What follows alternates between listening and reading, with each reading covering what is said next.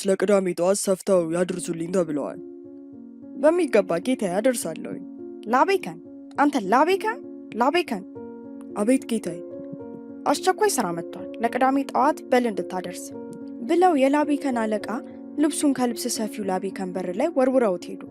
ላቤከንም በሩን ከፍቶ ሲመለከት እስከ ዛሬ ከሰፋቸው ልብሶች ሁሉ ይለየ ነበር የዛሬው እንዲሰፋ የመጣለት ልብስ። እንዴት የሚያምር ልብስ ነው!